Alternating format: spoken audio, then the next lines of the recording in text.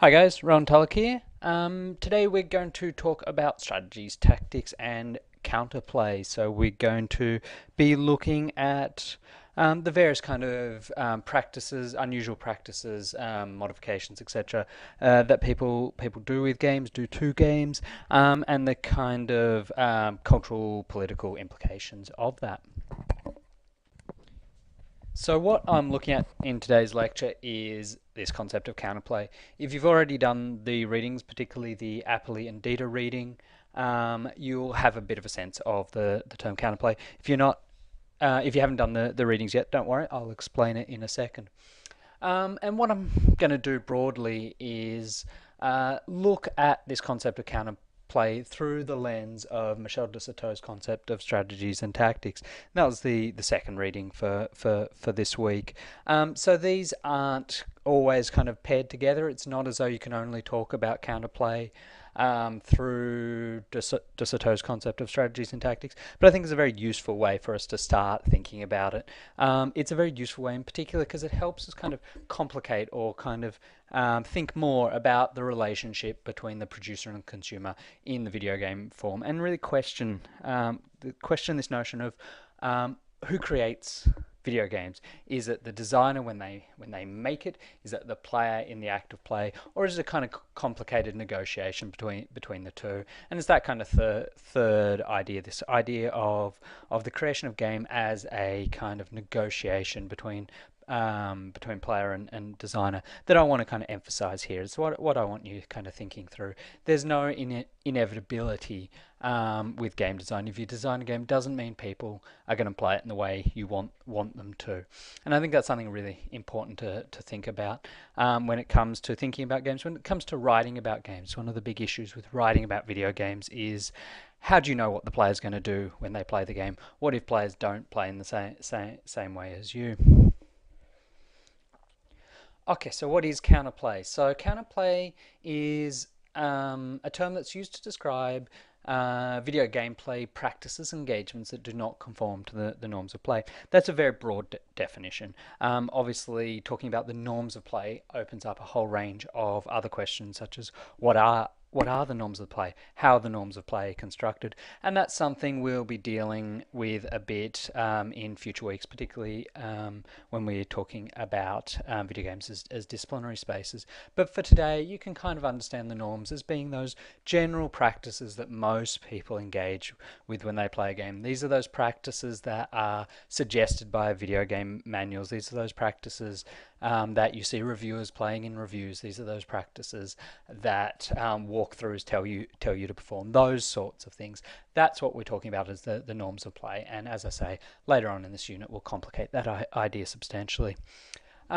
So these kind of unorthodox engagements with these practices can mean kind of in-game gameplay practices, things that are done that don't fit with the logics that the game is trying to promote. But they can also mean modifications and things like that. So I'm going to look at four broad areas today. So I'm going to look at gameplay techniques, I'm going to look at ethics and etiquettes, I'm going to look at politics, and I'm going to look at artistic intent, and look at how people have subverted and challenged the norms of play in those four areas. Some of the things people do are really exciting, really creative, really interesting. Others are designed just to get them, an advantage within the game, and some of them are kind of ethically dubious, to put it nicely, very problematic, and to a certain extent quite nasty kind of practices that can come up. So I'm not trying to suggest here that all counterplay practices are great and all norms of play are terrible. Obviously, there's a reason these become the norms of play, in that they're things that we like engaging with, things that we like playing. But I think it is important to recognize that these aren't inevitable. These aren't things that have to happen this way, but they're actually kind of constructed through a range of forces and cultural processes. Before we get to talking about counterplay, and before we get to talking about video games, I want to set up the kind of theoretical field for this week a bit, and I want to give you a bit of background info on Michel de Certeau and his concepts of strategies and tactics. So de Certeau was a French post-structuralist theorist, broadly speaking. He was writing, in particular, in the 1970s and early mid-1980s, up to his death in 1986. He was interested in theorizing everyday life. So those practices from reading to walking to cooking to those things we call homemaking, all these things we do on a daily basis that often are ignored by theory, that are often as seen as too trivial, too ordinary to really be talked about.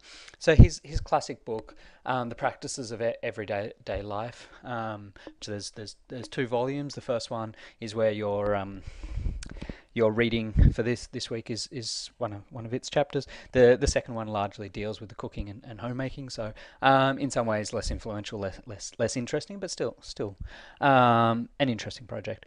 Anyway, the Practice Everyday Life, so written in 1980, came out into English in 84 and became a really kind of important seminal text in thinking about how we engage with those things in the world around us, but particularly influential in how it talks about the relationship between kind of cultural elites and everyday citizens, and the way it talks about the relationship between producers and consumers, so those who set the field, which we kind of engage with, and those who have to use the resources given to them. So the powerful and the powerless in some ways. Though what de Certeau kind of argues is it's not a simple relationship in that way.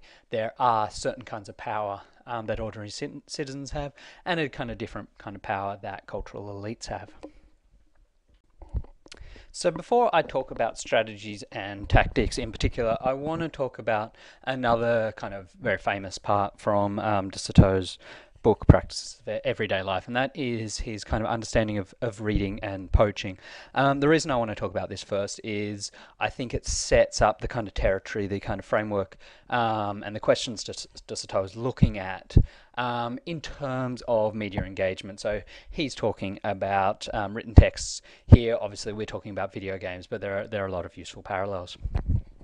So for de Certeau, the act of reading can be best understood as analogous to the act of poaching. And in this, he's talking about poaching in the kind of hunting sense, not the cooking sense. So he's talking about when you go into territory you don't own, you don't control, and hunt on it. So when you go onto the estate, the grounds, and you poach there. So you don't have control over that territory. It's not yours to modify. It's not yours to change, but you're using it for your own good. So for him, reading is poaching in that you're traversing and utilizing a territory not controlled by you.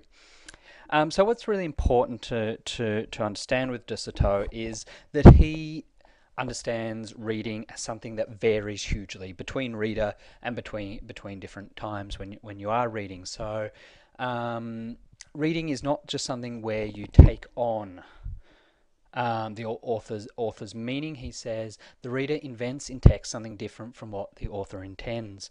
So what the reader kind of invents in text, what the meaning they construct, is variable. It depends on everything from your reading level to your how much attention you're giving to the text, to your kind of political beliefs, your kind of cultural and social standings, your past knowledges, all those sort of things. So you're producing a different kind of understanding of that text to what someone else might.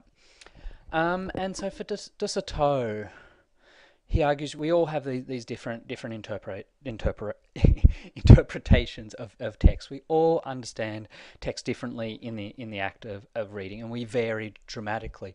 But that society is structured in a way to privilege certain kinds of meaning construction, and to kind of delegitimize others. So certain cultural elites kind of dictate what the accepted meaning of a text is, what the legitimate meaning is.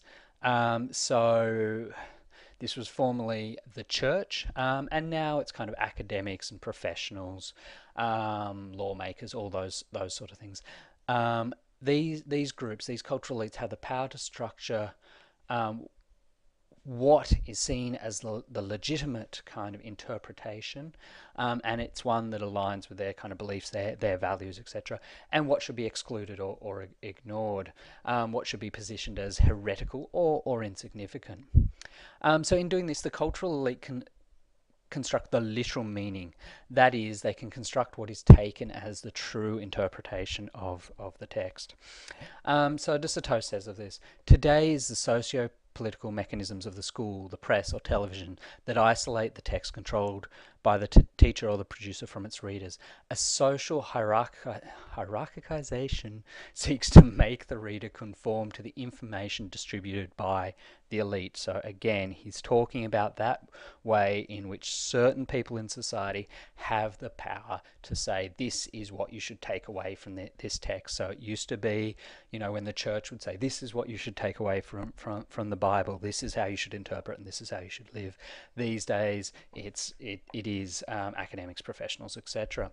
And this is good and bad. Obviously, in some ways, we kind of value this system. We value those people who give us this information, but also it reinforces a certain kind of understanding of the world and a certain kind of social, political, cultural agenda. So we can see this in action a whole bunch of places, but the one that's going to be most obvious for you is the tutorial space. Think about it. When you do the readings for this unit or any other unit, you're going to interpret those readings very differently to how the academic who set them interprets them. But through the lectures and through tutorials, we the academics, teach you, the students, how you should interpret it, what you should take away from it, and it can be something very, very different from what you initially found out. Now, in some ways that's good, because hopefully we as academics are trying to fill in the backstory, trying to give you extra information to go, this is what the writer was this is where they're coming from, this is the kind of the context in which they're writing. But obviously, again, it delegitimizes your kind of interpretations in favor of ours. And when comes time to writing an essay, we'll often write, I don't agree with your interpretation here, or you've missed the nuance of so-and-so's argument here, and that is a process of delegitimizing your interpretation. Again, not necessarily a sinister one, but one that does marginalize your reading. So what de Soto is really saying with reading as poaching is that all engagement with texts are active. All engagements are processes of construction. They're not just, you don't just passively receive the information from the author, you actively construct your understanding of it, and then that is actively filtered through a whole bunch of cultural processes that privilege certain understandings and delegitimize others, that set some up as orthodox and set some up as unorthodox or to be ignored. So this notion that we're active in construction, active participants in the construction of meanings is a really important one. It takes the power of the text away from the author. And for those of you who've kind of studied critical theory, you'll kind of know the notion of the death of the author from Roland Barthes. This is kind of a response to that. It's saying, well, it's not that the author is irrelevant, because their kind of voice gets kind of privileged through these kind of processes of the cultural elites, but that we as the audience are still active in the production of meaning. And this is, again, a notion I want to carry over to video gaming, particularly in terms of thinking about counterplay, that we as players are active in the construction of our understanding of video games, and also actually very directly active in the construction of the video game text through our play practices, and that these things can shape things hugely.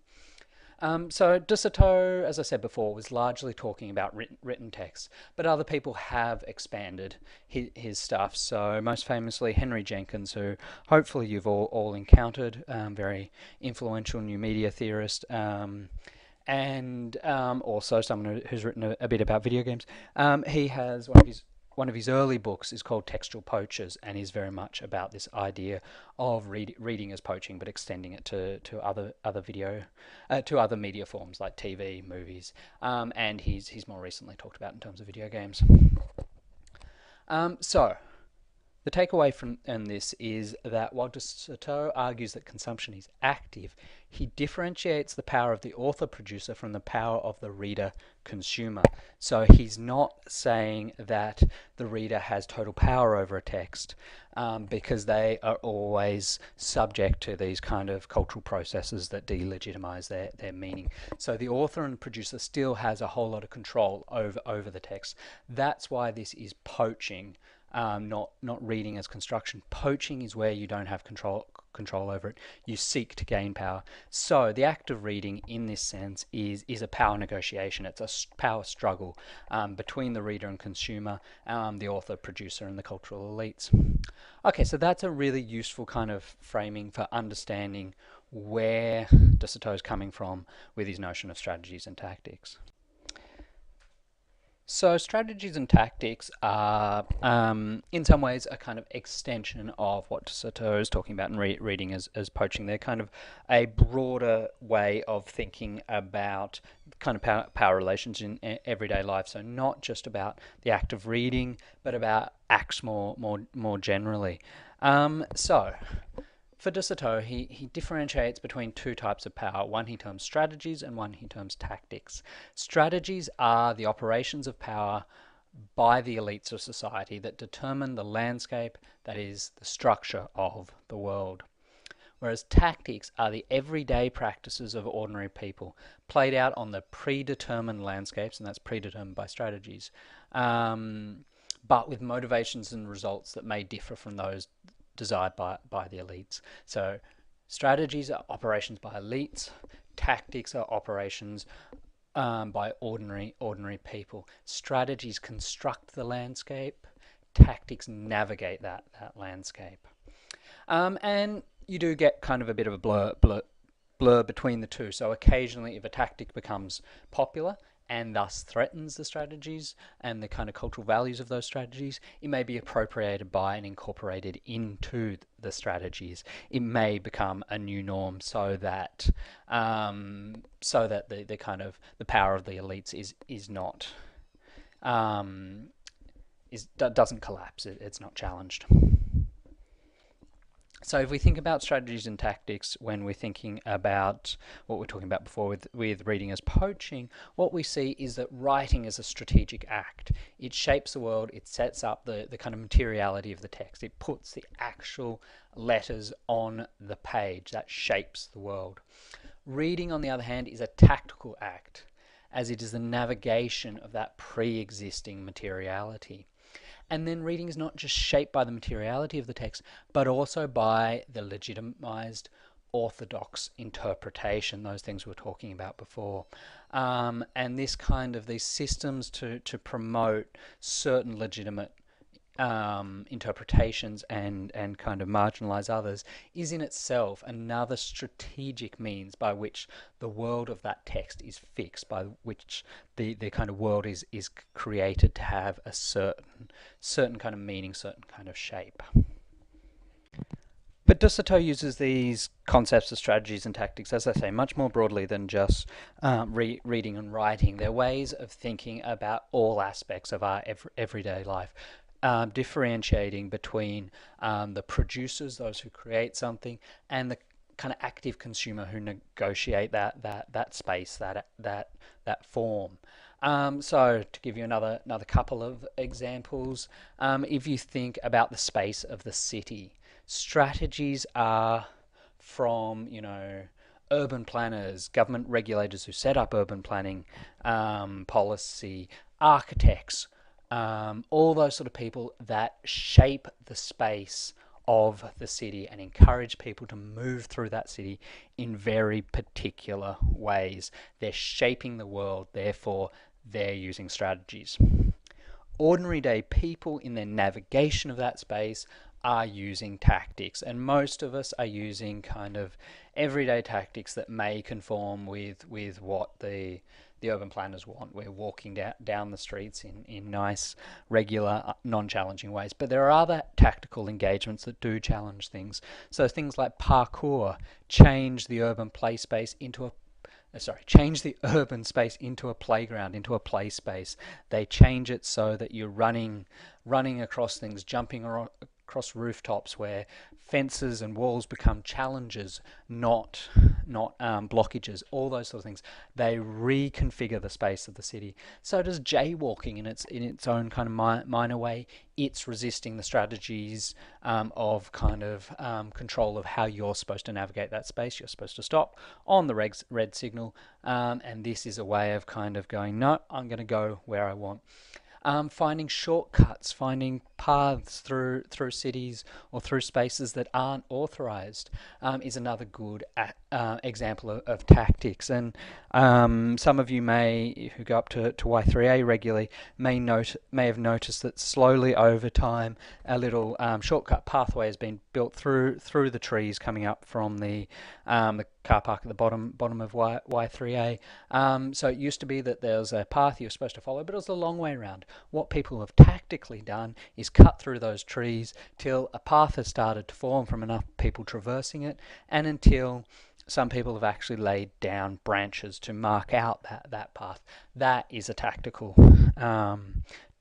engagement with that space. It's going, what suits me about this space? Well, it's not going the long way around. It's cutting through this way that's more convenient. So that's strategies and tactics in terms of the city, in terms of spatiality. Another good example is advertising. So with advertising, you have those people who create the ads, those people who design the billboards, do the copywriting, those people who create the TV commercials, all those sort of things. That's the strategies of advertising. The tactics are things like culture jamming, graffiti, even YouTube parodies. YouTube parodies are an act of construction, but they're using the kind of territory of an already created ad, so they're a kind of tactical engagement. So culture jamming, for those of you who aren't familiar with it, is a kind of form of subverting advertising, using it against itself. And there's a range of techniques, but there's a really good example, very famous example on this slide here, where people decided that this ad for a really ugly car was quite sexist, and so they changed it. So if you can't read it easily, it says about the car, it says, if it were a lady, it would get its bottom pinched. And someone has graffitied on it, if this lady was a car, she'd run you down. So whoever's graffitiing, she's working with the territory already set up by the advertiser. She's not constructing it herself, but she's making it her own. She's culture jamming it. She's shaping it tactically so that she disrupts its meaning. She changes its meaning. Okay, so hopefully broadly you've got a good sense of strategies and tactics then. Let's then start applying these notions of strategies and tactics to video gaming and to counterplay.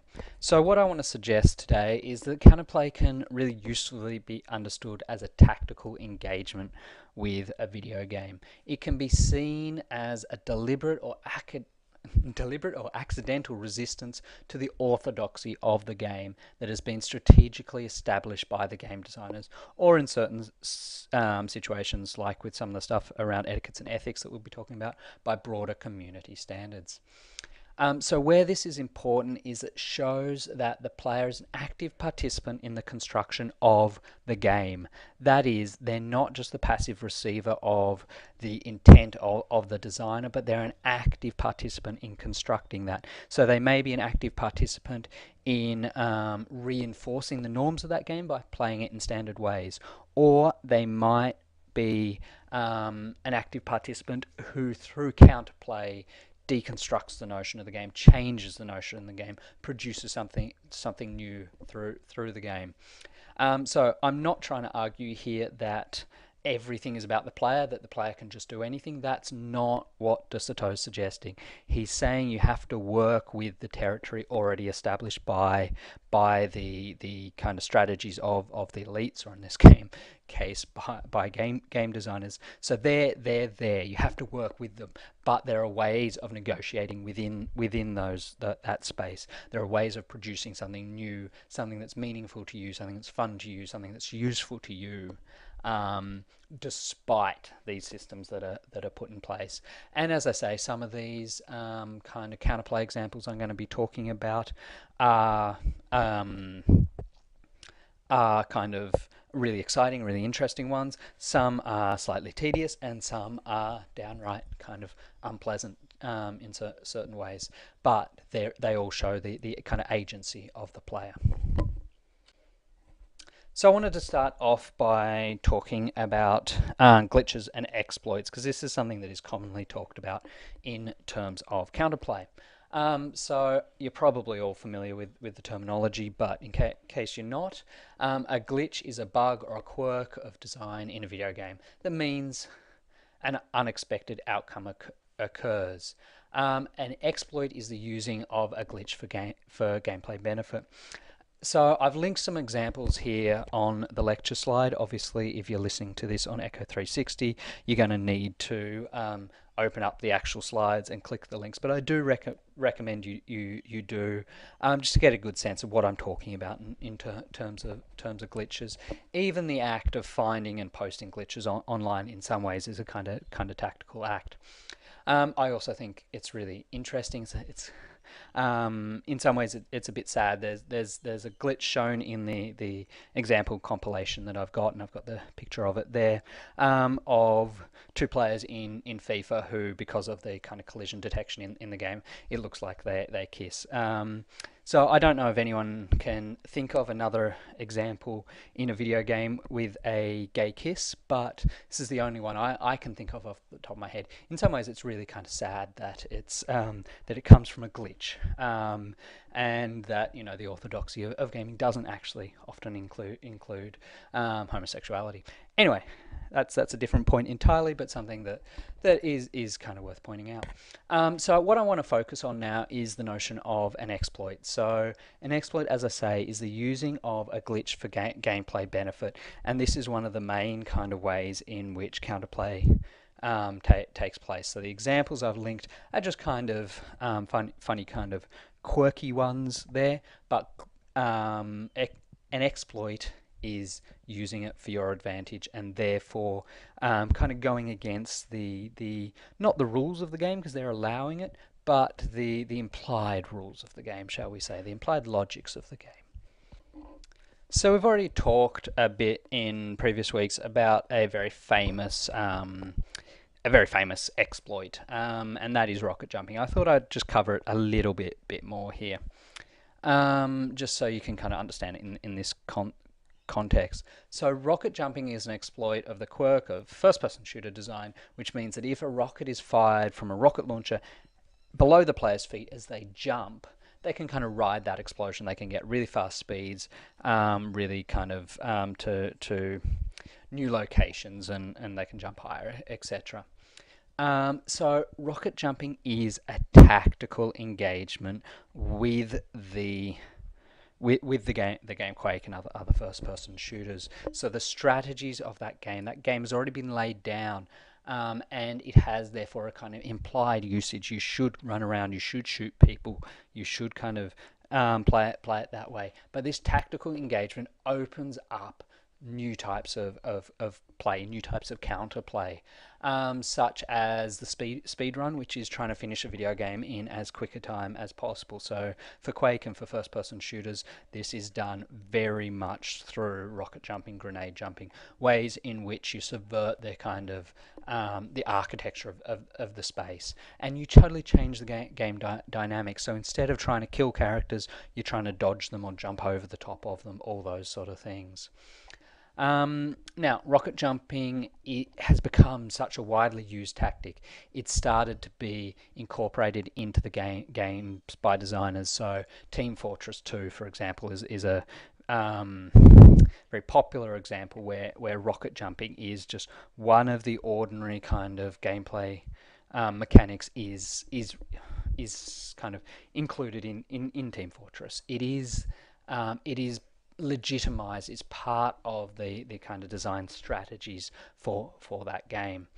And so this is in some ways because designers knew players were going to use it anyway. They had to find a way around it. So some went and made explosions do more damage, so that players couldn't rocket jump. But some game designers went the other way and said, well, if people want to do that, if they find that fun, let's make it not break our game with them doing that. Let's build it into our game design. And so this is a good example of the kind of appropriation of a tactic to become part of the kind of strategic design of the game.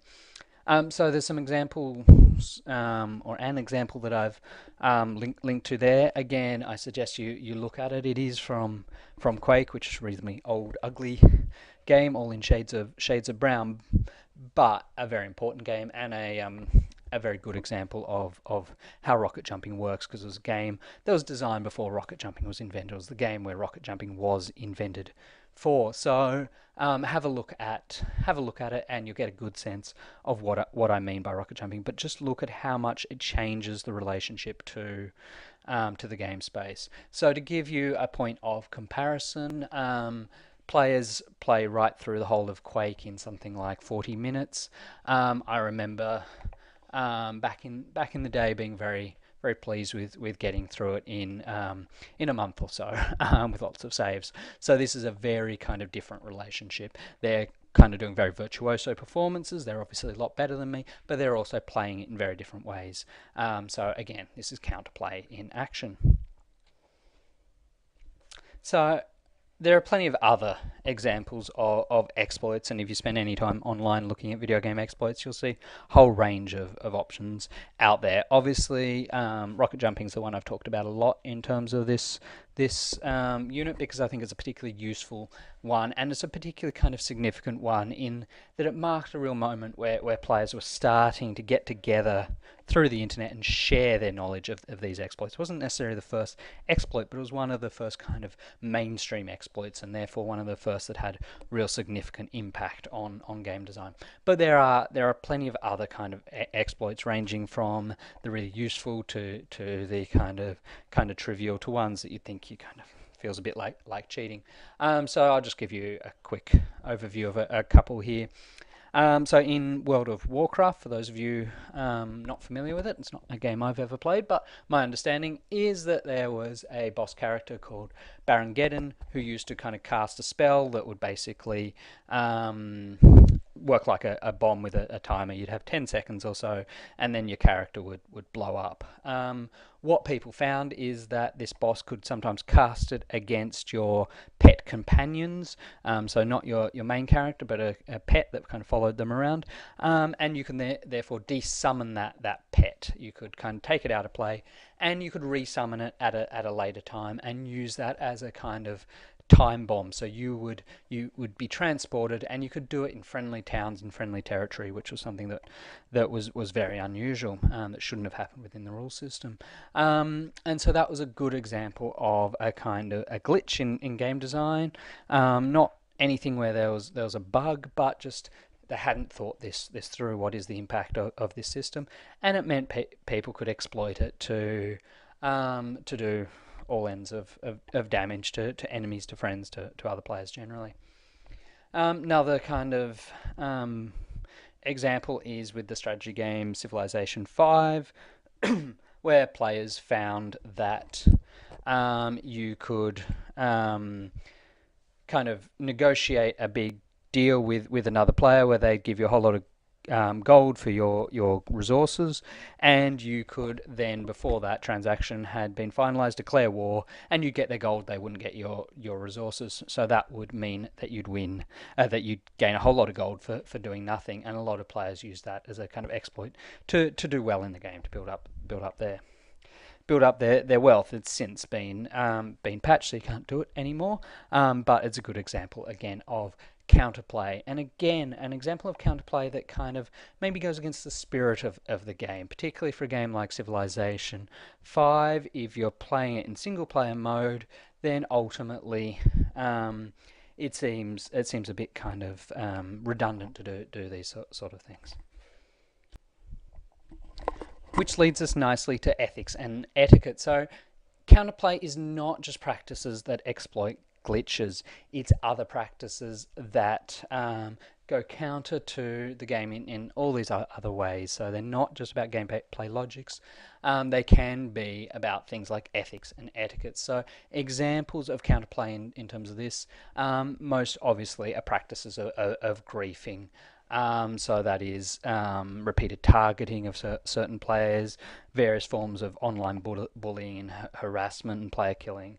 And then also you have practices like camping, which is staying in one well-defended spot, usually in a first-person shooter game with a high-powered weapon, and just killing people as they pass by. It's seen as not very skillful, but something that's quite successful. So it is one of those things that some people see very much as counterplay, because it's counter the intended fast-paced kind of logics of the game where you're supposed to move, and it kind of does it in a way that it kind of breaks those logics, because it rewards people who just stay still and don't necessarily have high skill levels. But as the camping kind of reveals, and a lot of these examples reveal, ethics and the etiquettes of games are very subjective. They're not necessarily ones that are laid down by the game designers. They're more broadly constructed by the gaming community. They're more broadly constructed by the wider community. And so what is acceptable for one player may be deemed unacceptable by another. So what is counterplay for one player is probably just a play norm for another. And this is where we get into some really tricky territory. So I want to talk now about a particularly kind of controversial, particularly infamous moment in the game World of Warcraft again. And this is a really interesting moment because it's an act that kind of some people see as counterplay, some people see it as very much against the norms of gameplay for World of Warcraft, and other people actually say, no, this isn't counterplay, this is absolutely standard play for Warcraft. This is in some ways the reinforcing of the legitimized orthodoxies of play for World of Warcraft.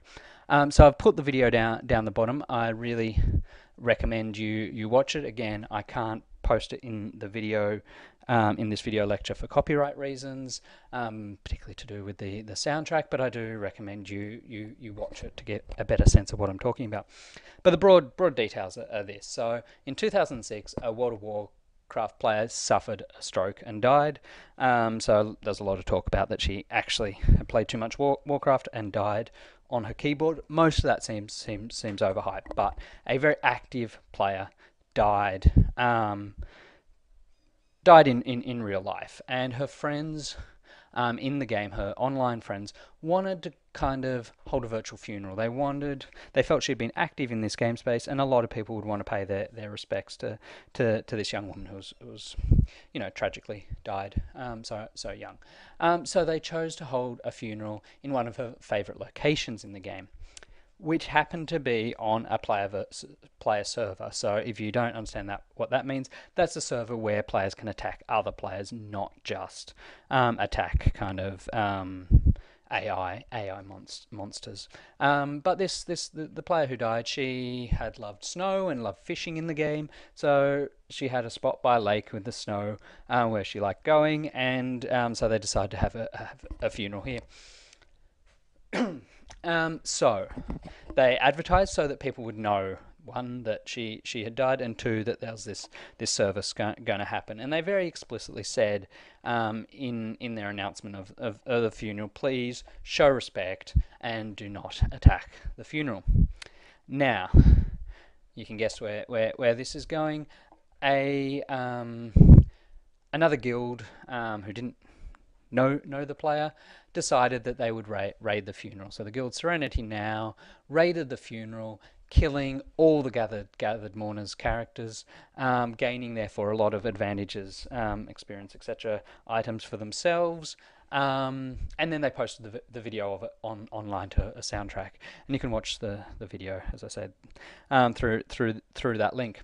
So this is a really kind of controversial example. It's an example where the notion of what is and what isn't counterplay kind of really comes to the fore.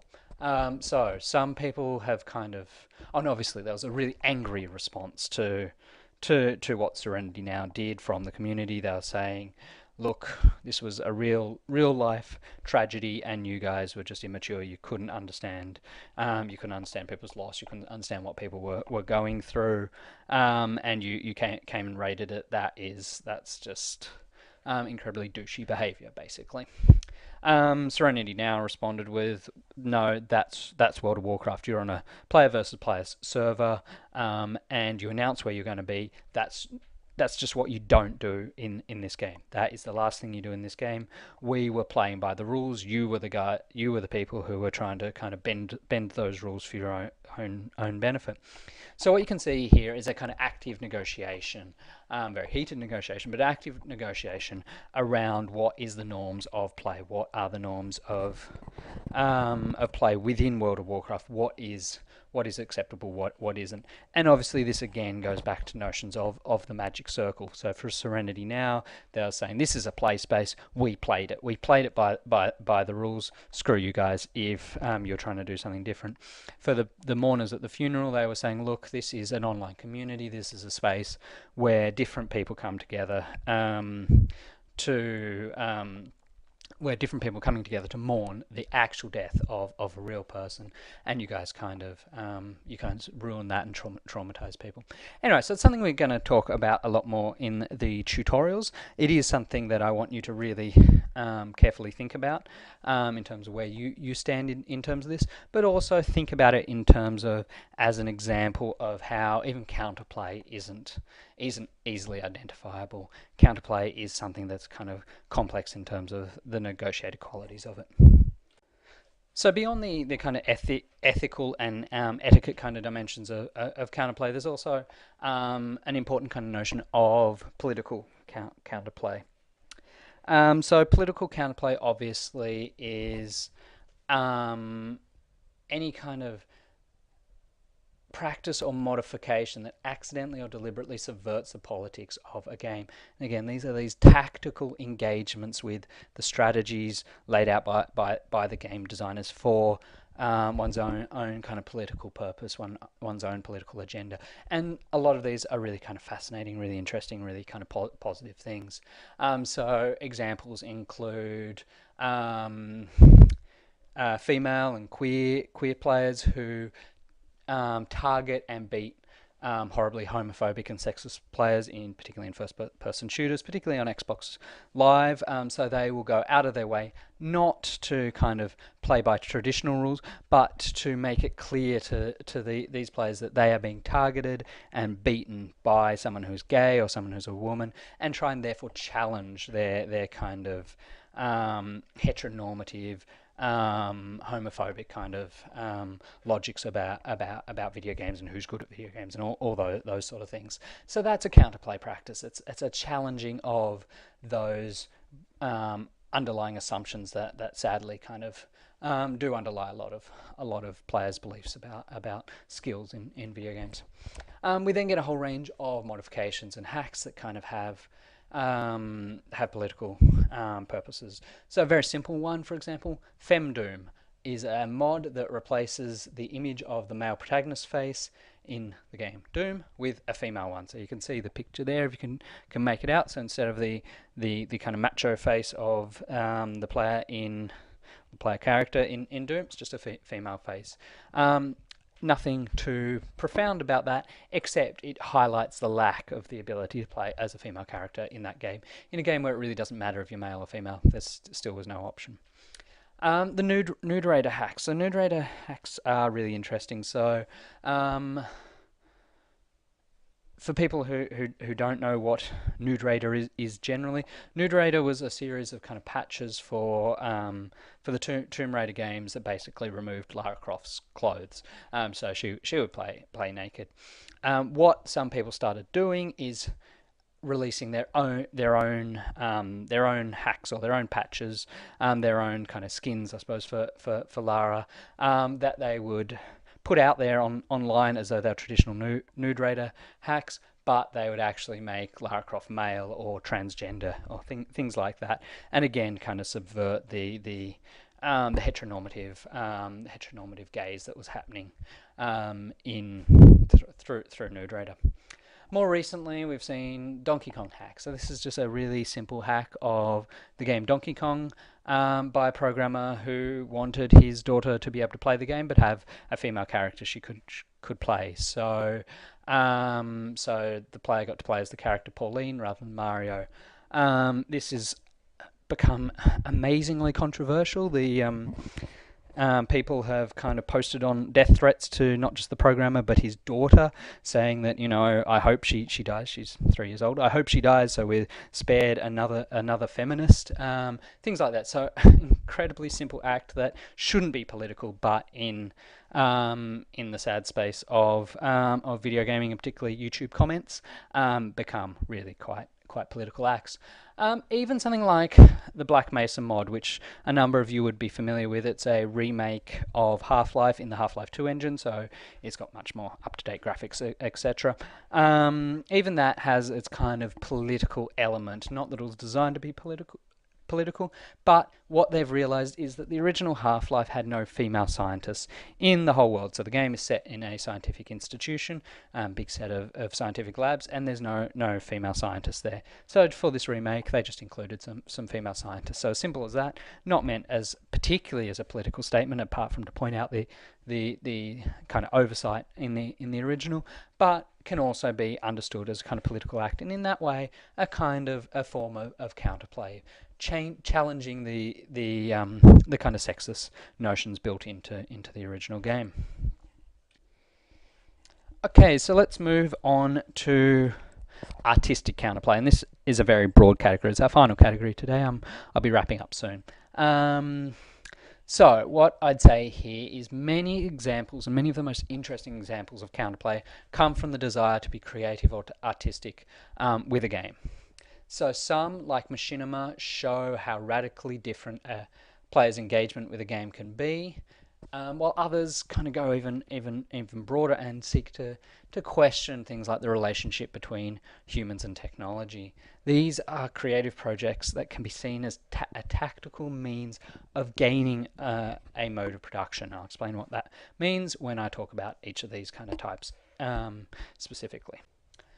So for those of you who don't know what Machinima is the using of a video game engine to create movies. So players design and act out scripts within a video game using the resources, the characters, the world, level editors, all those sort of things of the game. So that becomes their space of production. So there's a whole lot of famous examples, including Red vs. Blue, which was done in the Halo series, Strangerhood, which I think was done in The Sims or Sims 2, and various others.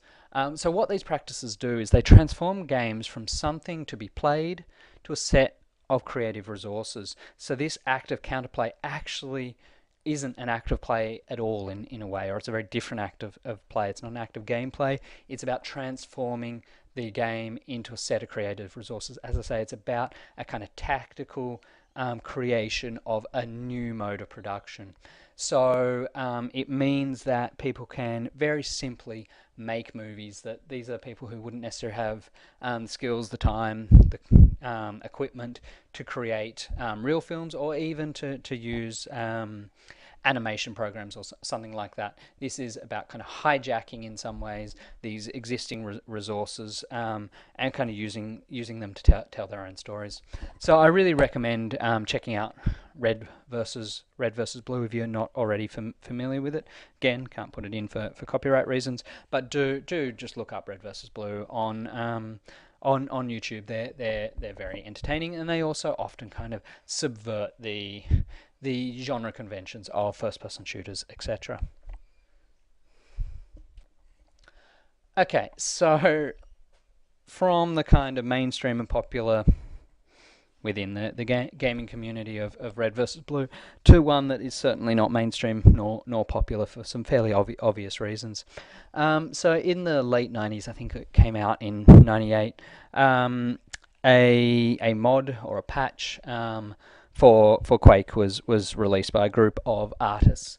Basically, it was called Epilepsy Patch, and basically it was an engine mod that was designed to produce flashing and pulsing patterns specifically designed to induce an epileptic seizure, which in some ways is a really nasty thing to do. Obviously, it's a really nasty thing to do, but that wasn't the kind of intent of the designers, or at least that wasn't the only intent of the designers. So as theorist Anne-Marie Schleiner kind of says of the patch, it's less a cruel joke at the expense of epileptics and more an attempt to create a virus that is transmitted to humans through the computer. So this is a really radical counterplay practice because it absolutely challenges one of the basic assumptions of video game play, and that is that video game play is safe for the user.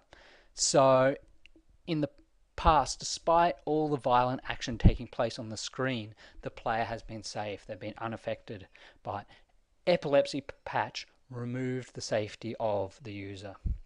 The consequence of entry into the world of Quake could be harmful or possibly even fatal for the player. To my knowledge, this never got used widely. It was more an installation piece than something that was actively distributed. So I don't know of any fatalities for it. It's more a kind of conceptual piece, a kind of a thought exercise rather than an actual thing. But it's a really interesting and radical way of thinking about a game and the relationship between human and computer, so that there's a virus that can spread. So you don't just have human viruses and computer viruses, but you have things that can spread from computer to human, and that is a really kind of fascinating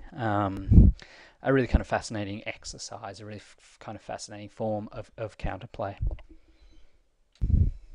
Okay, so we kind of reached the end. So I've talked through a whole range of counterplay kind of tactics there, different types of counterplay, ranging from the kind of fairly normal to the extreme. So hopefully you got a good sense of it. And hopefully got a sense of how broad a kind of area of play practices and mods and everything the term counterplay incorporates. So I started off today by talking about de Soto, and I want to kind of return to his framework of strategies and tactics. So counterplay can be seen as a tactical engagement with video games that challenges or subverts the strategies privileged by game designers. So game designers have this strategic relationship with the world. They set in motion what you're supposed to do in the game. They lay down the kind of orthodoxies of play, and as I say, we'll return to this kind of notion of the orthodoxies, the privileged modes of play in a couple of weeks. But players are not just passive receivers of that.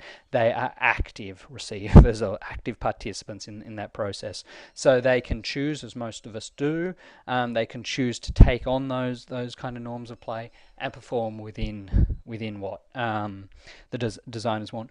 But they can also do a whole range of other things. They can do all these kind of tactical engagements. They can use the kind of territory set up by the designers, the resources of the game, and produce something new, something that advantages them, something that artistically pleases them, something that kind of fits with their politics and those sort of things. So what Counterplay shows us is not just that that kind of players are active in that they have agency within the game world, but that agency actually gives them power to shape the very kind of essence of the game, the very nature of that game. Anyway, that's it for today. We'll discuss it more in Toots, but remember to post your multiple choice questions, and I'll see you in class. Bye.